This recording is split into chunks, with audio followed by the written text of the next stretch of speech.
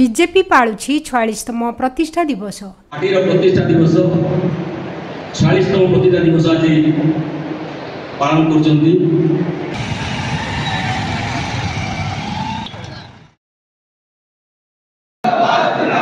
Bharatiya Janata party जिंदाबाद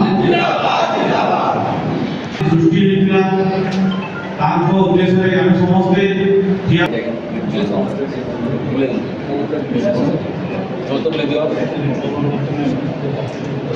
भारत माता की भारत माता की अमर रहे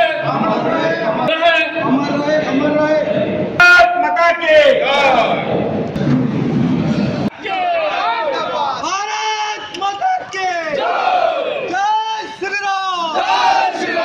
भारतीय जनता पार्टी जिंदाबाद जिंदाबाद जिंदाबाद भारतीय जनता पार्टी जिंदाबाद जिंदाबाद जिंदाबाद।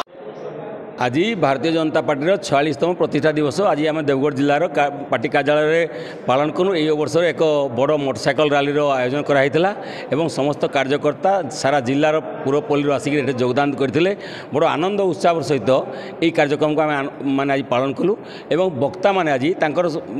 प्रतिष्ठा दिन आज पर्यंत जो 46 वर्षर पदयात्रा जो मैंने संगठन रे काम करजंती कौन कौन अनुभूति तक आज सब बांटिले एवं सरकार जिते सब योजना गुड़िक चली सेतेबेलर सरकार एवं वर्तमान सरकार अन्य दलर सरकार एवं भारतीय जनता पार्टी सरकार भितर फरक कौन एवं लोकंकर सरकार आज प्रमाण करजंती। आज नरेंद्र मोदी केंद्र मंत्री धर्मेंद्र प्रधान एवं मुख्यमंत्री मोहन चरण माझी नेतृत्व में आज सरकार चली एवं लोकंकर सरकार विभिन्न योजना चली सुभद्रा योजना हो धानर MSP 800 टंका हो भिन्नक्षम को माने 3000 टंका भत्ता हो बा अंत्योदय गृह योजना जो योजना गुड़िक साधारण लोकंकर दरकार एवं गरीब लोकंकर दरकार आज सुरखुरे सब चली लोक मैंने बहुत संतुष्ट अच्छा और आगामी दिन में संगठन को आहरी मजबूत करी देवगढ़ जिला को भारतीय जनता पार्टी माने नेतृत्व नेब यही आशा यही संकल्प नहीं आज आमर समस्त कार्यक्रम शेष है। देखो आज हूँ रामनवमी आज बीजेपी प्रतिष्ठा दिवस आज बीजेपी प्रतिष्ठा दिवस गोटे रैली है रैली पर से बीजेपी प्रतिष्ठा दिवस रे आलोचना भी है बीजेपी 46तम जो आमर प्रतिष्ठा दिवस 46 वर्षर समस्त प्रकार जहाँ जहाँ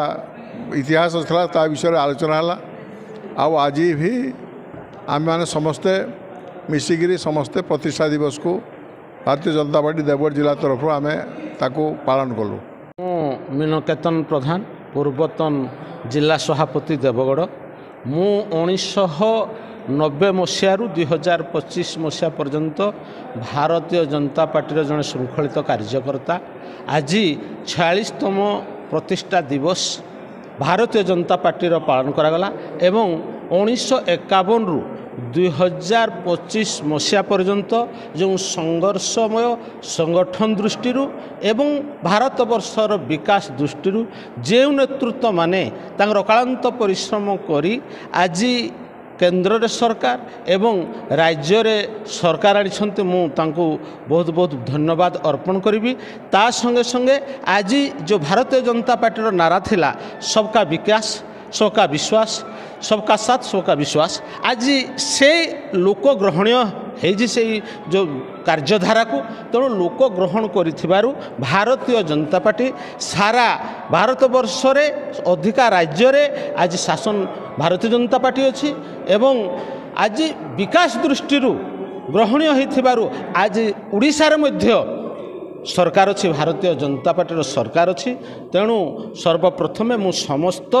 दलर कार्यकर्ता को कृतज्ञता ज्ञापन करी अभिनंदन जनइबी जे कार्यकर्तार दल आज यशस्वी होती परम प्रभावशाली होइथिबारु आज भारतीय जनता पार्टी 46 वर्ष जो संघर्षमय इतिहास प्रतिफलित होती। धन्यवाद। देवगढ़ देवानंद नायक रिपोर्ट ईपीए न्यूज। एमिति आउ किछि नुआ नुआ खबर जानिबा पई आम ईपीए चैनल को लाइक शेयर एवं सब्सक्राइब करने को भूलंतु नहीं।